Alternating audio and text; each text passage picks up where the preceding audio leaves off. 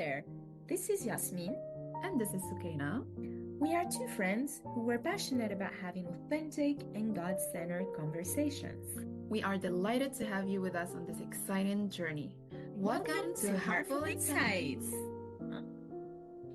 Hello, everyone. So today's episode is going to be about trust and action. We're going to talk about how we can live in Tawakkul every day. We're going to try to define what Tawakkul is, of course, referring to Islam, since it's an Islamic term.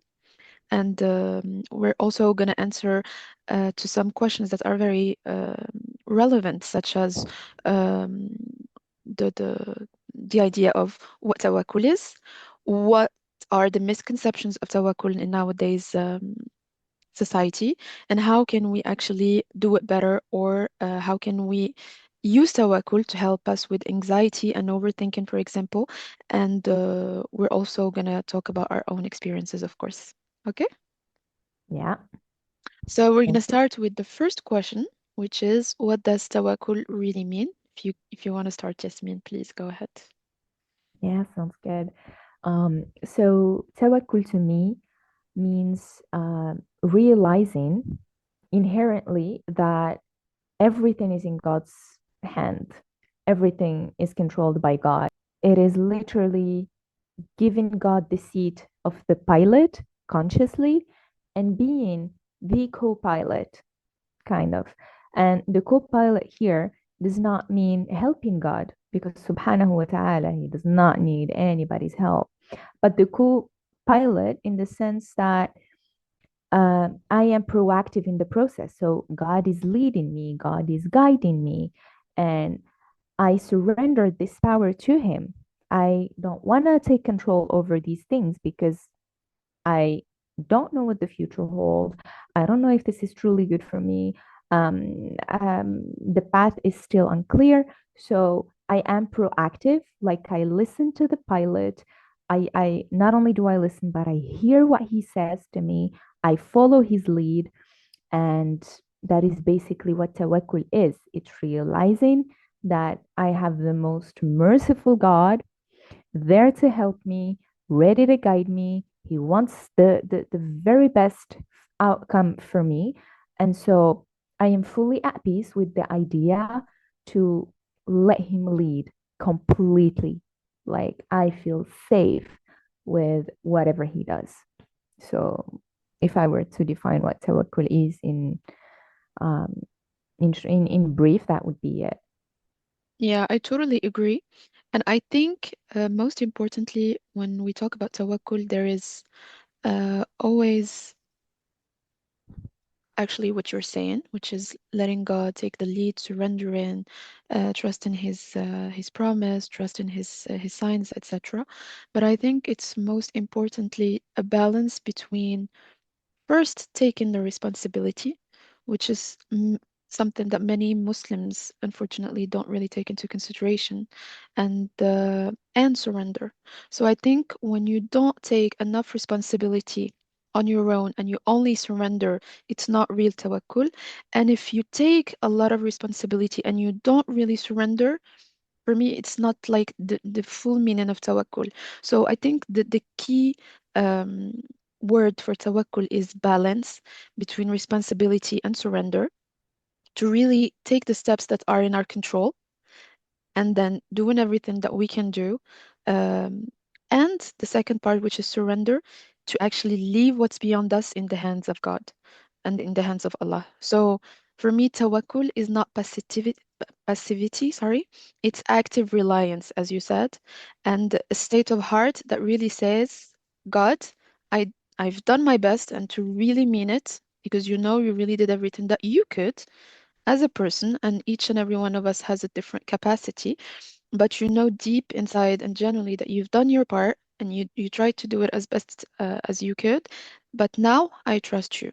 And I think that's why it's very interesting to talk about the subject today, because I think finding the balance between these two and knowing how much of the responsibility you should take and how much surrender and when you should stop doing and just that it's in the hands of God.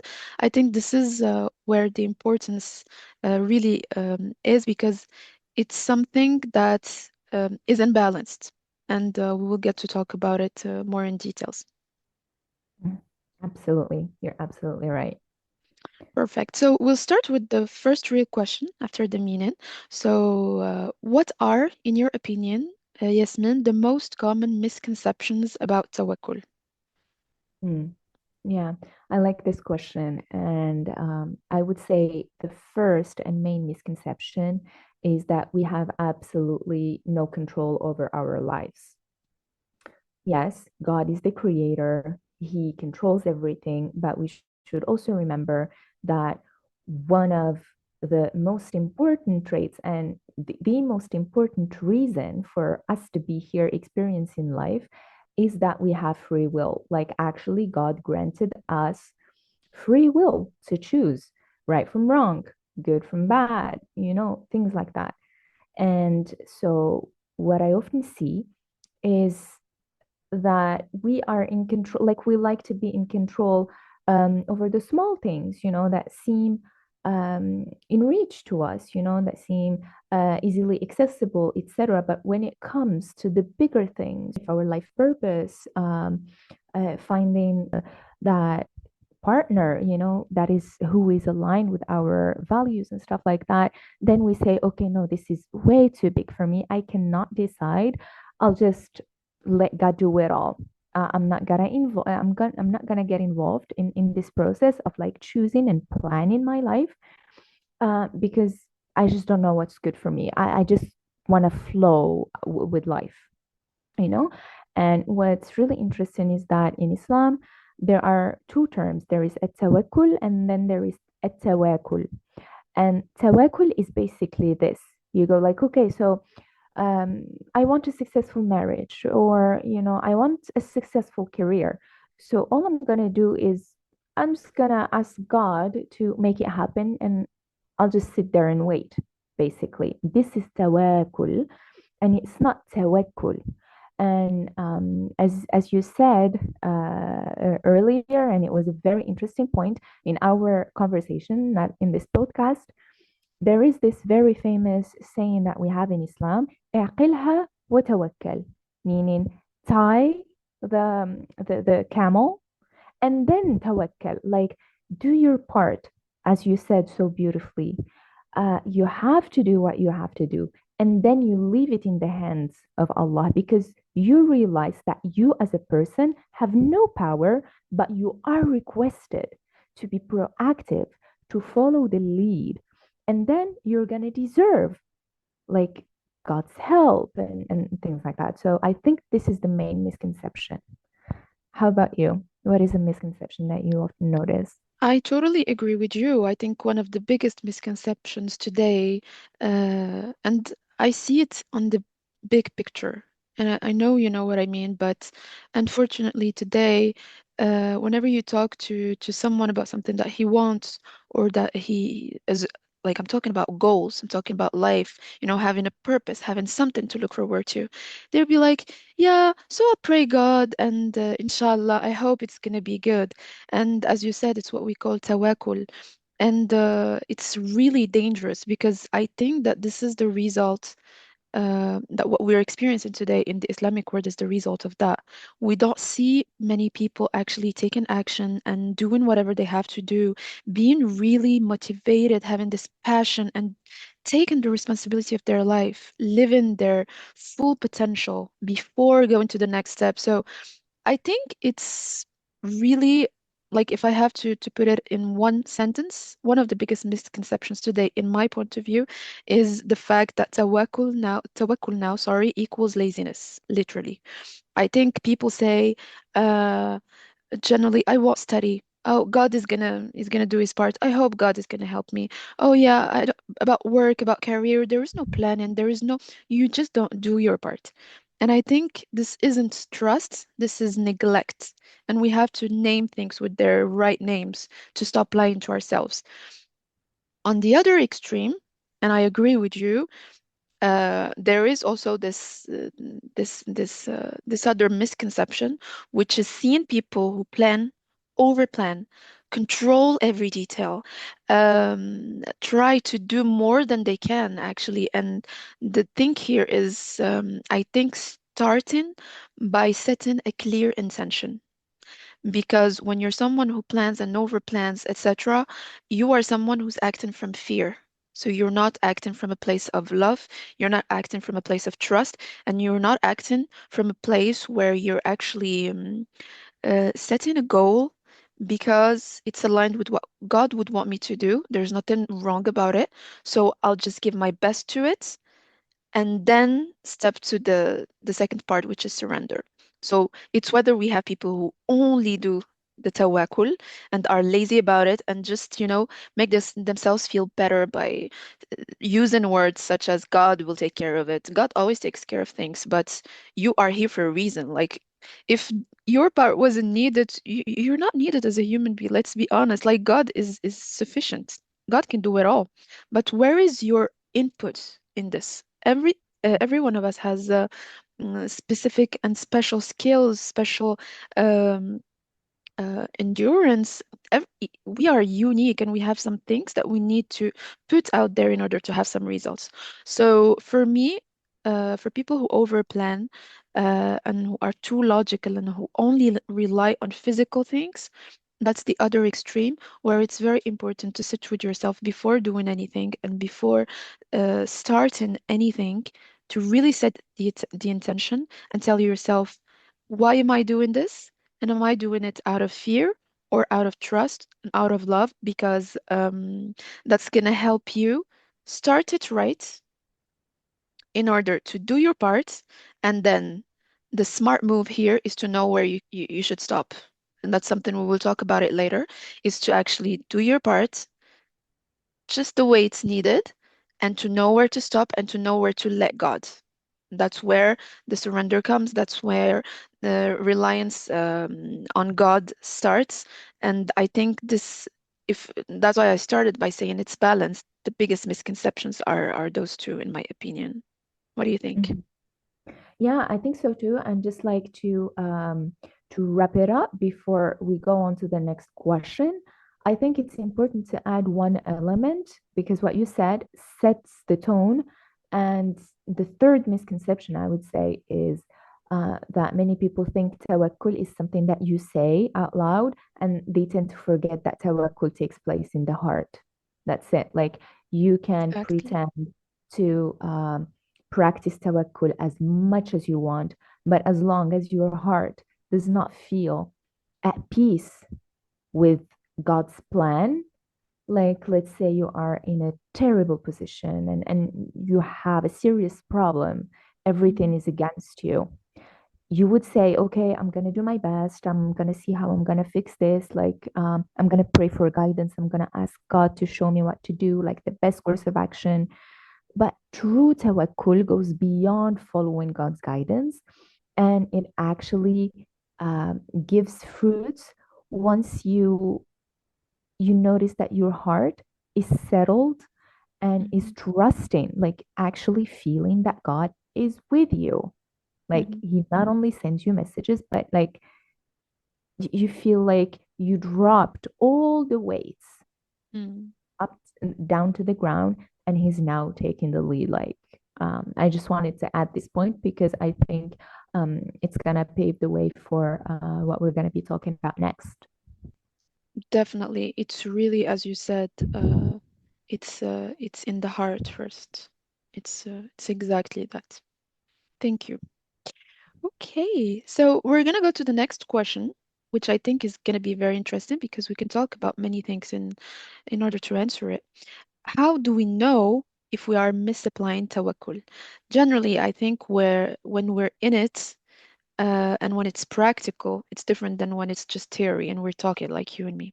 So when we're inside of a situation, or when we're enduring something, how can we actually know that this is a red flag, or this means I'm not applying tawakkul well? And I'll let you, as usual, start. And I would like here to give some examples, because it would be really interesting to actually share of our experiences as well. Yeah, sounds good. I love giving examples because that is the best way for me to learn. Like whenever I want to learn something new, I just have trouble listening to theories. I have to have like real life stories to like inspire me and stuff like that.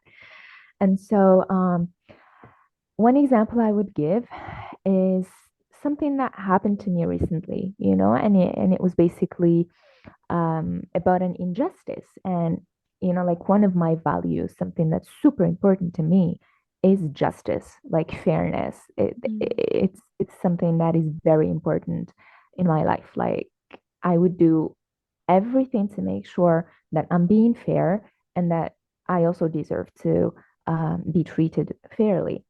And so, in that situation, basically, some people were trying to manipulate my rights mhm, and to withhold my rights from me. And so that situation was extremely, extremely frustrating. And it was a journey and it was such a learning curve for me. Like I thought I had Tawakkul figured out, but what mm, I actually discovered is that we actually never stop learning. And no matter how hard we try, we should never say, okay, I mastered the art of Tawakkul because I think it nurtures some kind of pride while we have to embrace humility, right? So in this situation, for instance, um, it dragged for like 2 months because it was during the summer and people were out on holidays and stuff like that. And I would pray and I would get clear guidance from God. I would act upon that guidance. And then, I would send that email. I would feel like, okay, this is happening. Okay, let's do this. But then I had some nights where I literally had trouble sleeping, like like my heart would start beating fast and I would start blaming these people. And I would question myself, like, how could such people exist? How do they live with themselves knowing that they withheld rights from a person?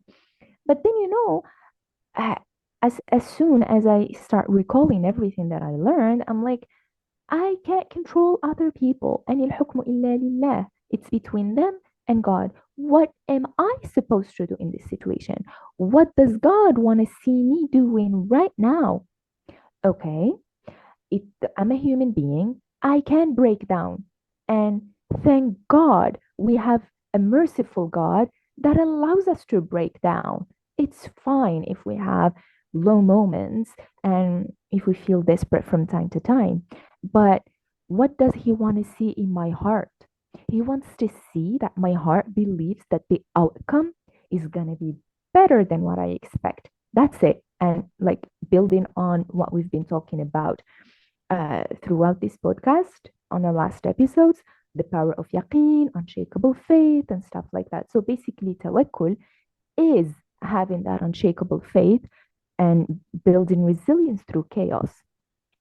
And so, in my case, what helped me a lot, I would say, practicing tawakkul, is embracing my low moments, embracing and accepting that during this journey, I mm, might still get angry, I might still get mad, but I will not let the devil whisper in my ears that, oh, you got angry now? You messed all your tawakkul up. You're going to go all the way back and start from zero. mm, Not at all. Because every time that happens, it's like, what does God want to see? He wants to see in my heart that those people, like, He wants to see me believe, like, actually in my heart, that those people can never harm me if I believe in His power to protect me. So basically, it was a constant struggle of going back to this idea of literally, like in my head, making all these people look very small and tiny and like pull them out, pull them down from their pedestal and putting God on top of all first. of that. And Yeah. repeating Allahu Akbar, Allahu Akbar. God is the greatest. God is with me and He is guiding me. Like basically to me, if I were to briefly describe what tawakkul is, it's constantly reminding myself that whatever the situation that I'm confronted to right now, God is bigger than it. God is the one who can make it like disappear in literally the blink of an eye. And the Yes. mistake, the red flag, since the question was about noticing the red flag, Mm. the red flags would be every time I would panic and I would get so like overwhelmed and feeling like, oh, this might drag for a long time and stuff like that. That was my signal that, okay, I'm putting these people back on that pedestal and nobody is supposed to be on that pedestal. So I would say this is mainly the red flag. That's a very, very good point. And while you were talking about this, I remembered this verse that describes it perfectly, which says, الذين قال لهم الناس إن الناس قد جمعوا لكم فاخشوهم فزادهم إيمانا وقالوا حسبنا الله ونعم الوكيل, which means, indeed, the people have gathered against you, so fear them. But excuse me, I'm trying to write the translation Sure. to not make a mistake. But it only increased them in faith, and they said, sufficient for us is Allah, and He is the best disposer of all affairs. And it's exactly what you described. Putting Mhm. God first because He's taking care of everything. And also, a very important point you talked about, "أن الحكم إنا لله." It's not my job to judge other people. I just do my part, and it's a part of the process too. And for the rest, everything I do not have control over is not something I want to be thinking about or getting involved into. Absolutely. Totally. Absolutely. So, getting back to the point of the question that you answered beautifully, which are the red flags or the signs that would actually let you know that you're misapplying tawakkul somehow?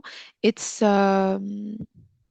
when you feel that you're anxious, which is something you described, when you feel like there is something wrong, or when you feel like, because it could be in the two parts, whether it's the part where you're planning, so you're trying to plan, you're trying to do your part, but you're anxious about the result. And I think that this is the key.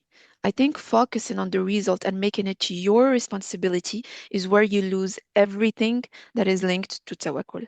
Because I think the main thing about it is that you do your part, as we said, and ideally, because I believe in structure and I think it's amazing and it gives you clarity and it gives your brain also the surrender and the peace it needs to know this is what I'm gonna do. I'm gonna plan, I'm gonna do this, I'm gonna do that, this and that, this and that. So it's planned. And this, you should point it very clearly. This is where I need to stop. This is where my control is not involved. And most importantly, why I think this is important, because in my experience, for example, every time I would do something, sometimes I will find myself avoiding being fully in action because I'm thinking about the result and I'm like, is it gonna work?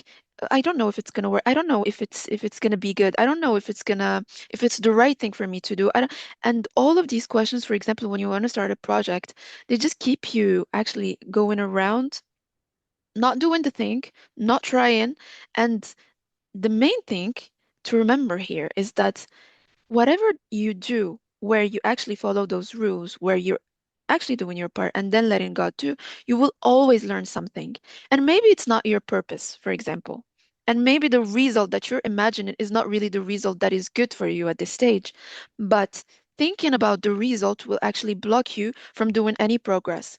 And that's why it's very important. If you feel like you're anxious and if you feel like you're really too attached to the result, try to sit with yourself. Try to look again to your intentions. It's very important to remind yourself why you're starting all of this, to know if you're really starting it out of fear or if out of love and trust, or if fear intervened. And I think also, which is very important, is to know where to actually stop and know where this isn't your your job anymore, where this is God's part. And this is when surrender actually comes, as you said, to put God first, to keep Him first, and to not be attached to the result. To know that God is going to do what's best for you. He knows what's in your heart. You have a clear goal and you're not attached to the result. And I think it's one of the most beautiful things in our religion, Yasmin, honestly, to actually not be responsible of results. In our religion, most of the time we're not responsible of the results. We're responsible of what we do, of how we do it, of how much work and effort we pour into it, but it's none of our business how it's going to turn out to be. And this is, I think, this is what we call, I think, al-falah. It's when you do your part and you feel like, ah, and you're good, and you already feel the satisfaction before seeing the results because you know you've done your part and you know you're good. Now, something very interesting as well in this is that I know that scientifically our brain, because it wants to protect us generally, it tries to predict the future. It's automatic. And that's why it becomes challenging once we start to surrender to God. And that's why, again, religion is very important because it disciplines you and it humbles you here. Because you're like, I understand, I don't have closure, I don't have a clear vision, but I trust God.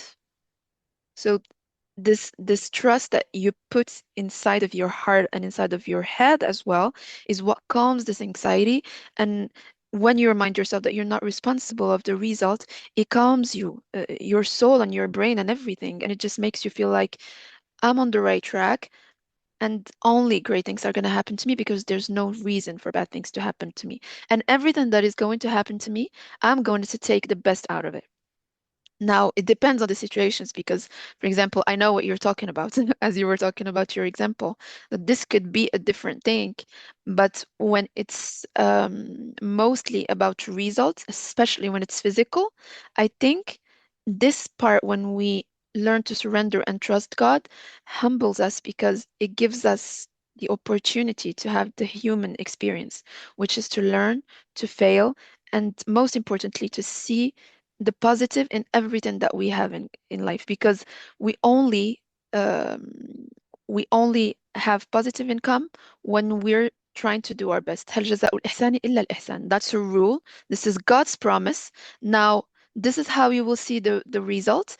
And by seeing it that way, you will learn a lot of lessons. You will actually move forward. You will actually have great results. And I think there is only great things about tawakkul in this part. Yeah, absolutely. I love it. I mean, you summarized it very beautifully. Thank you for that. What I would add though is because I am such a fan of clarity, I Mm-hmm. just would like to highlight the like one merciful trait of God, and that He actually shows us glimpses of our future, of the result. It's not always hidden. It's not always like the most beautiful and the most supportive being is Allah, seriously. And I don't only say that poetically, but it is the truth. Like in my case, for instance, when I gave examples of my past experiences, whenever I embark on a journey, on a project, whether it is a career, whether it is a relationship, whatever that is, I never cease to pray to only let me go through doors that would not make me waste my time, my energy, and, indulge in long term suffering. Like, this Yeah. is the key that I keep praying about incessantly. And I had instances, where, for example, I would have a job interview and I would pray to God, God, please, if this is not my job, please do not let them contact me. Like, seriously, I would have an interview lined up. Like, the time is set, everything is set. And if I feel something off, I would literally go and pray and say, God, I don't want to cancel it because I don't know if it is the right thing. But if you think this interview is only going to make me waste my time, if it's not going to contribute to my growth, and if you know that this job is not right for me, just let them forget about me or ghost me. Mm. And they would literally do that, you know? It's this kind of proactivity that I'm talking about. And not only do they do that, but like immediately after, I would get the right opportunity. And right Mhm. after that, I would get this vision, this dream that would show me, something more. It's like whenever we practice that real tawakkul, Mhm. God immediately rewards us with That's very clarity true. or just like a glimpse. Sometimes you're just sitting there and then you get a glimpse of your future and you have butterflies in your stomach. This is not a coincidence. This is God talking to you. This is God Yeah. easing your heart and like being your cheerleader. It's Mhm. like I am lining everything up and I'm going to give you this to look forward to hold on to whenever you feel like despair is crawling back into your heart or whatever. Like this is the kind of like that's why I started with the pilot and co-pilot metaphor Yeah. because it is a constant conversation. It's not like, okay, we pray to God, we do what we have to do, and then we just wait and whatever happens, happens. True. No, I genuinely don't believe that this is how it goes. It's like we do that, we seek his guidance, and we wait for his signs, and we wait for his, as we say, tabtaba, for him to really Yes. ease our heart, to show us tangible things that we would believe in, that we would take note of, and then they would happen, and we would go back and look at what we had taken note of, and we would go, "Oh my gosh, how great are you, God?" You know what I mean? And it's Yeah. just like a constant. So that when something bad happens, although it's technically not bad, Mhm. we kind of okay, we feel desperate, we feel mad, we have our down moments, but in the back of our heads and in our hearts we Yeah. know that this story is going to be a success story that's going to go onto those notes that we Very true. previously took. You know what I mean? So it Mhm. becomes more of like a stubborn optimism kind of uh, Yes. You know, thing. you said that, and you really it really touched my heart because I remembered that, for example, in my previous job, things were kind of chaotic. And I know that this job was meant for me because I dreamed of it before even, before anything happened. So I knew it was meant for me and it was so fluid. So I was supposed to get that job. And in the middle of chaos, I remember when things would get weird or I would feel attacked somehow. It's crazy how I had those dreams that were a very calm whisper from God telling me things are going to be great and I don't even feel influenced. You know what I mean? Like he shows Mhm. me that things are great. He shows me in his own way that it's all good. It's all for your best interest. And I am really grateful for that. And I do not take it for granted because it gives me and it gives us some kind of peace, and you feel like, as you said, you have that glimpse of the future and you feel like you're so gifted, like I'm special, I get to know things even if in the physical world it's totally the opposite of what I see, and it is a blessing, definitely. Absolutely. Thank you for this beautiful reminder. I think we're gonna try to wrap up today's episode.